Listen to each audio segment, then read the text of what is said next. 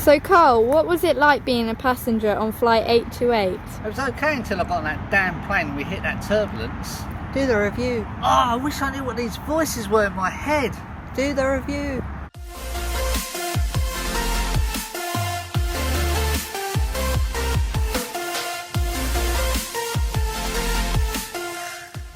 Hey everybody, thanks for joining me. Carl here, bringing you a review of Manifest Season 2. I will be talking about Manifest Season 1 as well. Now, I don't normally like series or seasons where they leave us hanging, or they make loads of series but they never ever finish them. But with Manifest, it was, it was a bit of a risk because they did leave us hanging at the end of Season 1 and, whether it would be back or not. But I'm so excited that Season 2 is here. Here in the UK, we're currently on episode 5 of Season 2. Now, I've watched all of Season 2, kind of by mistake really, because I set the Sky Q box to do a series link at the end of Season 1, automatically thinking it would record Season 2. When I went to watch episode 1 of Season 2, it didn't record, it wasn't there. So I downloaded it on the Sky Q box. After I've actually watched it, it said, would you like to watch episode 2? I thought, yeah, why not? So I watched that and then it said, do you want to watch episode 3? And it carried on like that, so I've kind of watched it by mistake. So obviously I can't do a review of Season 2 without giving away spoilers. I've been with people where they're talking about films what I haven't seen yet and they've given away the ending, for instance, and stuff like that. So I know it's not very nice.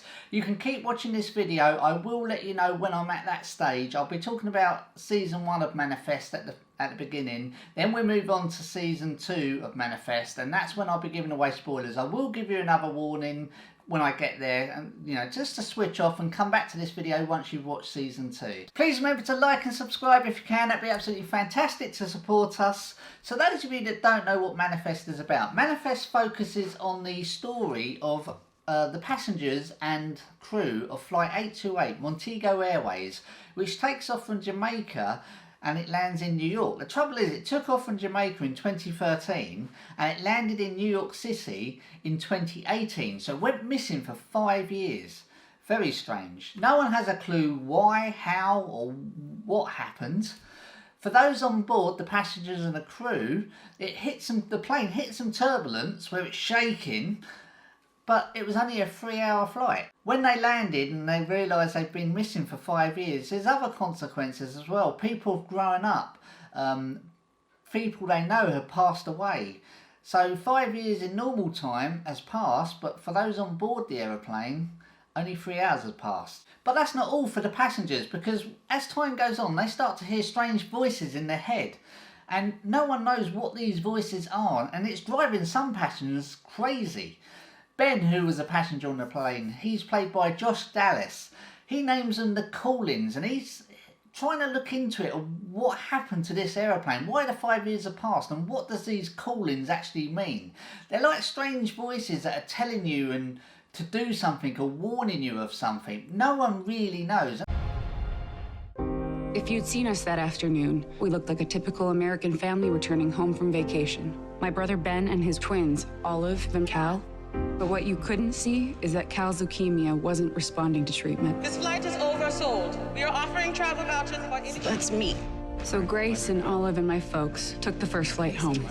Funny how one little decision can ruin your life, but also save it.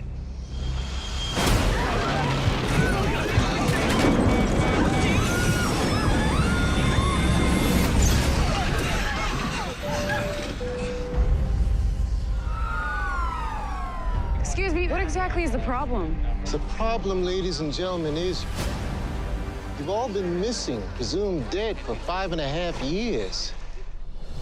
As soon as I watched the pilot episode of Season 1, that was it. I was just hooked. I loved the story. I wanted to know what was happening to the passengers and what happened to the aeroplane. I told a few people about it who I know and they really enjoyed it as well. I just feel it has such a good cast that works so well together and are really good at telling the story. Both seasons pretty much star the same cast. I'm just going to go through the cast quickly. So we have the Stone family, which is Michaela Stone. She's played by Melissa Roxburgh. She's a New York detective. We also have Ben Stone. He's played by Josh Dallas. and he's the one trying to find out what's happening and what the call-ins mean. We also have Grace Stone, who's Ben's wife. She's played by Athena Carcanes, and their children, we have Olive Stone, she's played by Luna Blaze, and also Cal Stone. He has the stronger call-ins, and he's played by Jack Messina. Detective Jared Vasquez, he used to be Michaela's cop partner, but not only that, they were very much in love and they were due to get married before the plane disappeared. Sanvi, who's played by Parveen Moore, she was a passenger on Flight 828 and she's also a doctor and she's working on a way to stop the call-ins. And just quickly, we have Zeke, played by Matt Long, the NSA director Vance, he's played by Darryl Edwards, and the Major is played by Elizabeth Marvel.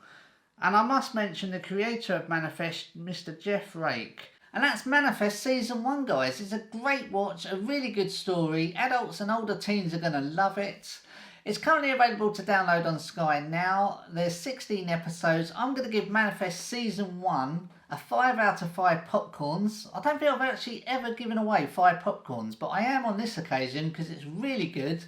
Now, I'm going to move on to Season 2 now, so if you haven't seen Season 2 or you're halfway through Season 2, like some people probably are in the UK, please switch off now, pop back to this video because I am going to give away spoilers. I don't like giving away spoilers, but I just have to talk to someone about what I've just seen from Season 2. So if you are thinking about watching Manifest or you are halfway through Season 2, switch off now, pop back to this video later once you've watched Season 2 and then you'll be all up to date and then you can just watch it and see what you think. So switch off now, guys, and then pop back. Thank you so much. I think they're gone.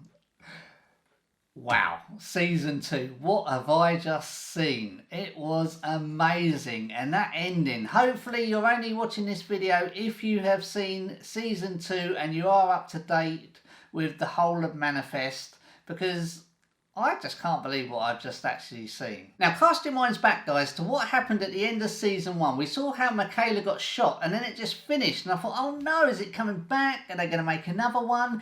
Yes, Season 2's back and I've just watched a whole lot and I'm so excited. I just have to talk to you guys about what I've just actually seen. Yes, Michaela did get shot because tensions flared up between Jared and Zeke, which resulted in Jared getting Zeke sent to jail, but he wasn't in there for long because Michaela went against Jared and got Zeke released. Meanwhile, Olive joins the Believers group, which is run by Adrian, who was a passenger of Flight 828. Now this is a group that believes that Flight 828 and the passengers on that plane and the crew are miracles, that the plane actually landed 5 years later and the people on that plane are still looking the same. They just believe it is a miracle. Now everyone in the Stone family has had a call-in apart from Olive and Grace.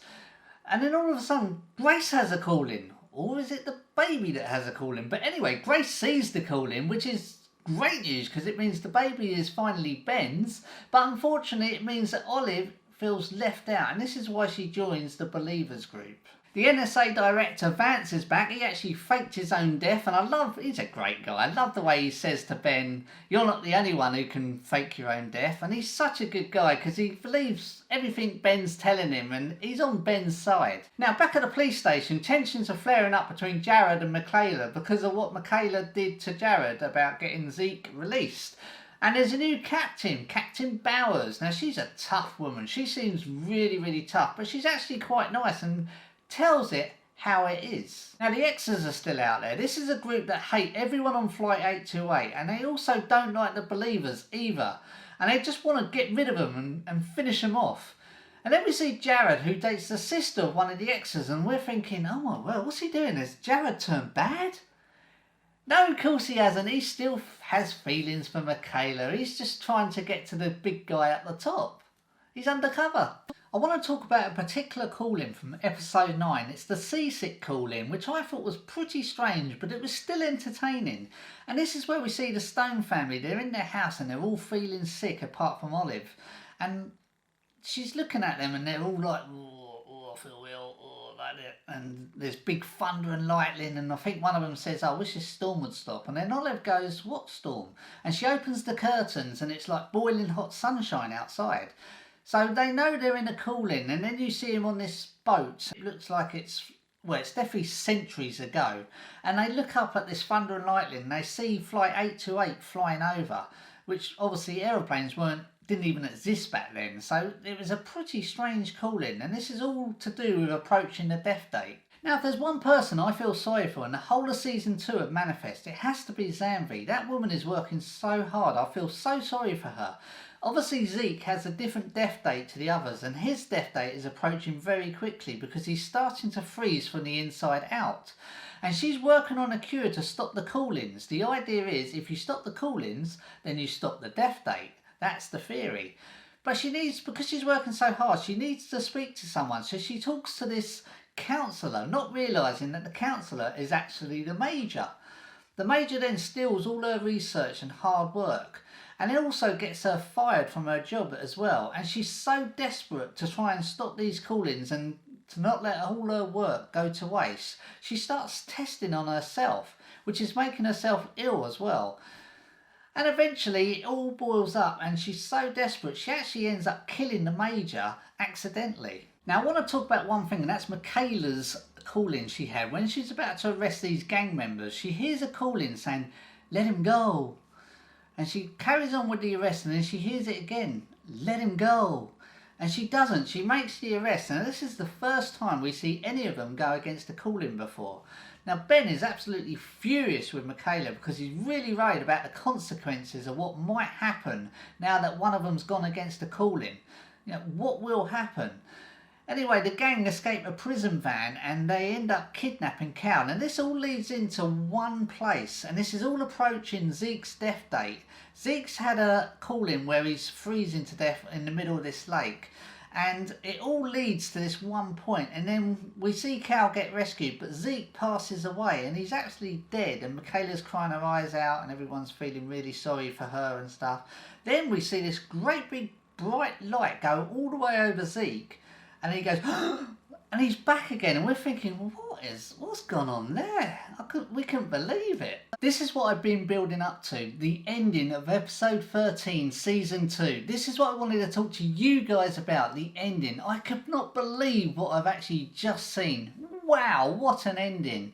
We've seen in previous episodes of season 2 how Ben's been having these call-ins about Flight 828 blowing up in midair, but we haven't really known what it's all been about. And then right at the end of episode 13 of season 2, we see Ben sitting up in bed with his baby, and he's got Grace laying next to him, and he has this call-in, and he sees Flight 828 blow up and crash into the sea. And then he comes out the call-in, and I'm looking at the TV thinking, has that ended? And then it switches to the ocean outside with this glorious sunshine and this fishing trawler, and it pulls up the tail end of Montego Airways. And when you hear one of the fishing men go, "That's that missing aircraft, Flight 828. I could not believe it. Then it just ended, and I think, no, they've left us hanging again. What an ending. Honestly, I could not believe it. It might be a different Montego Airways. Who knows? But that is how it ended. I could not believe it. I did actually have to watch the ending of that again to make sure that that fishing trawler wasn't part of Ben's call-in.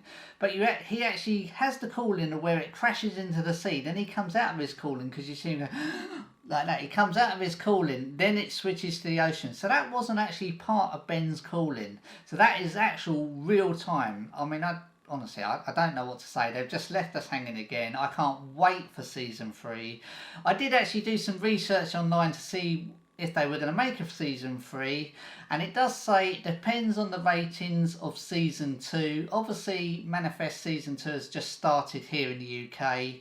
All I can say is, Mr. Jeff Rake, if you are watching this video, please make a season 3. Don't leave us hanging too long.